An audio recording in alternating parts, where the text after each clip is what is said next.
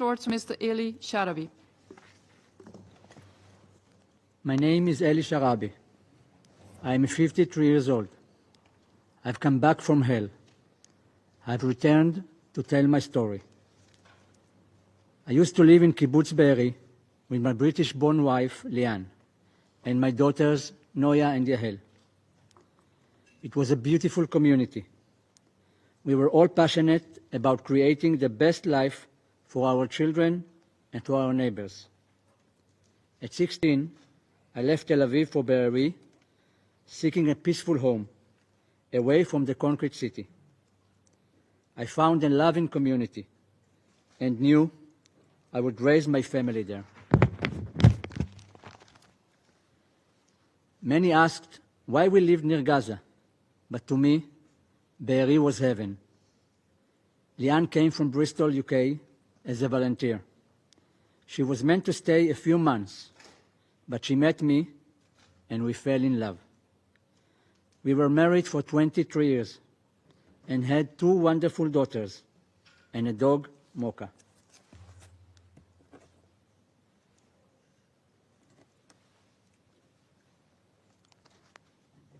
On October 7, my heaven turned to hell. Sirens began.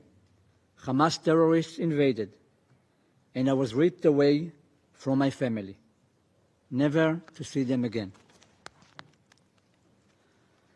For 491 days, I was kept mostly underground in Hamas terror tunnels, chained, starved, beaten, and humiliated.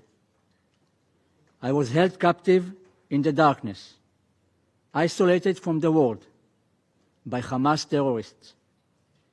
They took pleasure in our suffering. I survived on scraps of food with no medical attention and no mercy. When I was released, I weighed just 44 kilos. I had lost over 30 kilos, nearly half my body weight.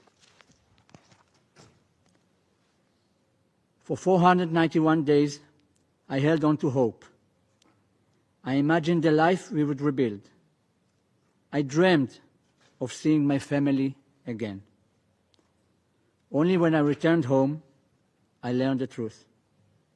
My wife and my daughters had been slaughtered by Hamas terrorists on October 7. I'm here today, less than 6 weeks ago after my release, to speak for those still trapped in that nightmare. For my brother Yossi, murdered in Hamas captivity, his body still held hostage. For Alon Oel, still 50 meters underground, I swore to him that I would tell his story. For Hirsch, Ori, Eden, Carmel, Almog and Alexander, murdered in cold blood by their captors. For every hostage still in Hamas' hands, I'm here to tell you the whole truth.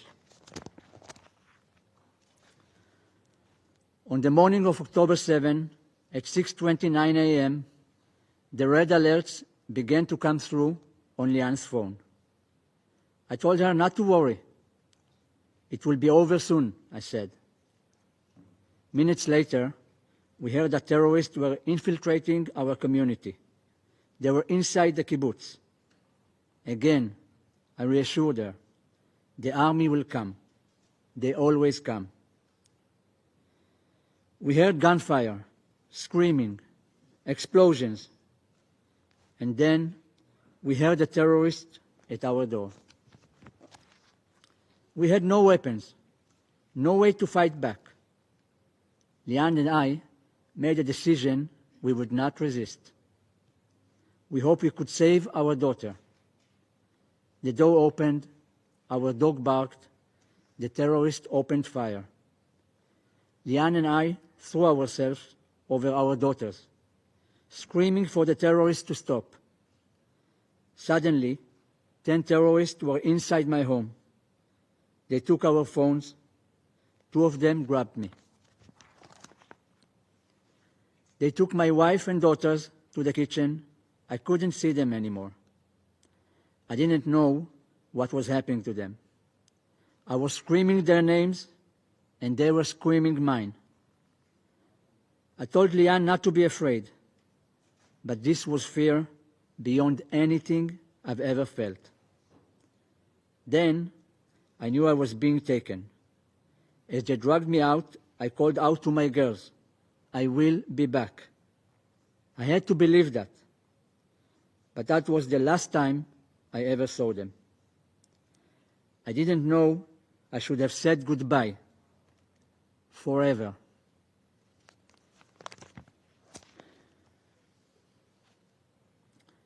Outside was like a war zone. My peaceful home, my slice of heaven, was gone.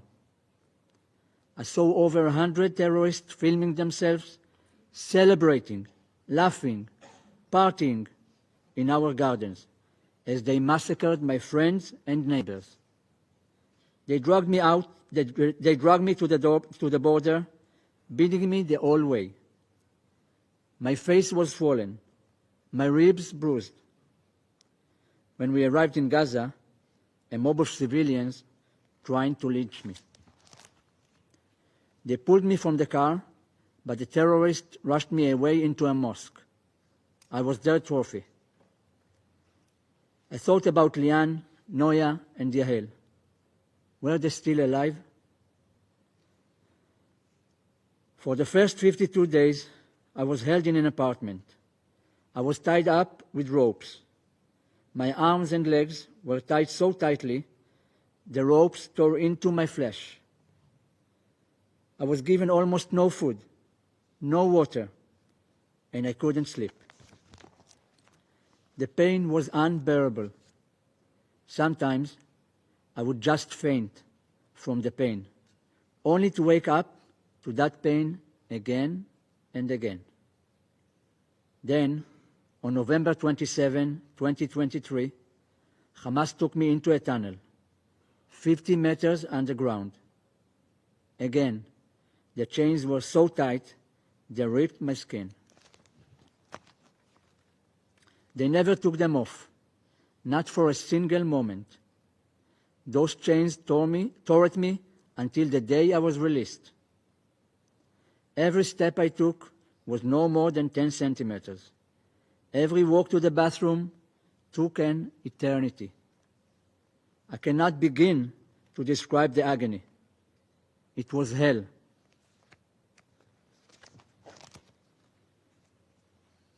I was fed a piece of pita a day, maybe a sip of tea. Hunger consumed everything. They beat me. They broke my ribs. I didn't care. I just wanted a piece of bread. There was never enough food. Sometimes, if we begged enough, we would get something extra. We had to choose an extra piece of pita or a cup of tea. Sometimes they threw us dry dates, and it felt like the greatest gift in the world.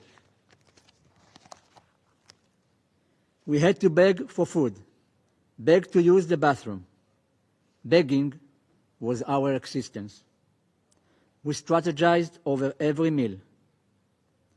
One day, I cut myself with a razor, just to make them believe I was injured. I collapsed on my way to the bathroom so they would think I was too weak and encourage them to give us more food. It worked. They gave us more food. We survived off those small victories. Do you know what it means to open a refrigerator? It is everything. To be able to reach and take a piece of fruit, an egg, a piece of bread. I dreamt of this simple act every day. For months, we lived like this. I stopped counting the days. Living as a hostage, you don't know how the day will begin, nor how it will end, whether you will live or die. At any moment, they could beat you, At any moment, they could kill you.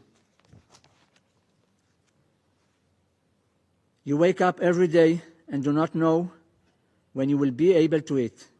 It could be 12 p.m., 5 p.m., 11 p.m. This would be the only meal we would have.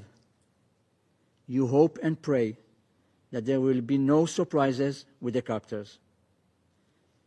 You think about how desperately you want to shower. We only got one bath a month with half a bucket of cold water. Toothpaste, toilet paper, forget it. Psychological terror was constant. Every day they told us, the world has abandoned you. No one is coming.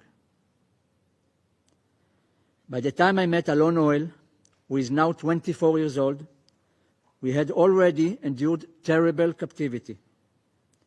We relied on each other for survival. Alon is a very talented pianist, and I remember how he would pretend to play the piano on his body to keep himself sane.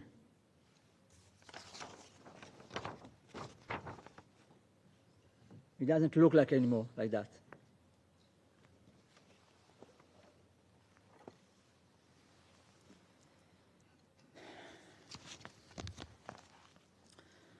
One day, a terrorist took his anger out on me.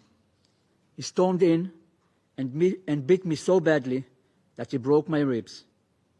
I couldn't properly breathe for a month. Alon tried to protect me with his own body. You couldn't believe how lucky I felt when Alon told me he had saved one painkiller pill. He gave it to me to get through the night. Alon still has shrapnel in his right eye from the day he was kidnapped. He never received medical care. He never saw the Red Cross. To this day, he is blind in that eye. When I was released, he grabbed onto me, terrified to be left behind. He told me he was happy for me. I promised him it was just a matter of days before we would be home too. I was wrong. Just before my release, Hamas took pleasure in showing me a picture of my brother Yossi. This is my oldest brother, husband for Nira, a father for Yuval, Ophir, and Oren.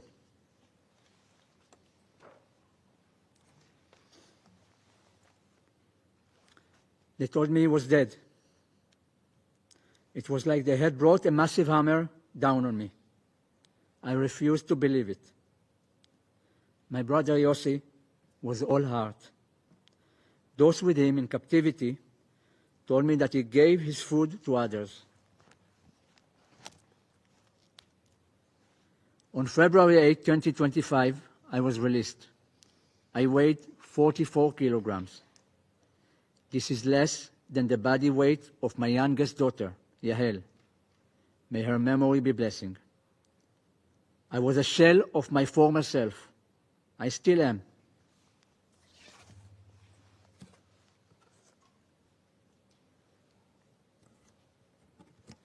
I couldn't believe how I looked.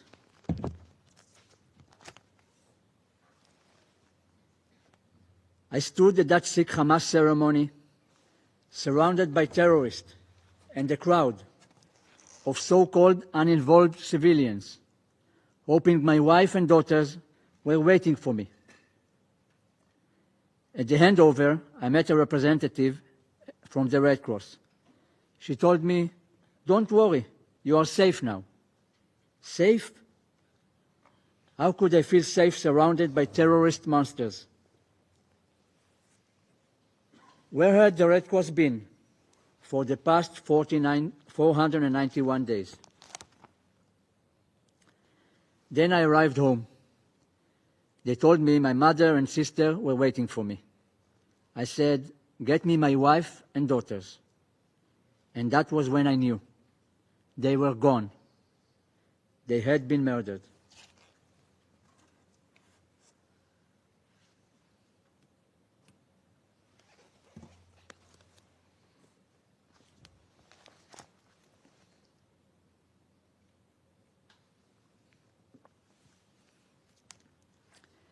I am here today because I survived and I prevailed. But that is not enough. Not when Alon Hoel is still there. Not when 59 hostages are still there. Right now, Alon is trapped underground, alone, surrounded by terrorists who torment him. He doesn't know if he will ever see his mother, father, his entire beloved family again. I will not leave him behind. I will not leave anyone behind. Their time has almost run out. I'm here before you now to give my testimony and to ask, where was the United Nations? Where was the Red Cross? Where was the world?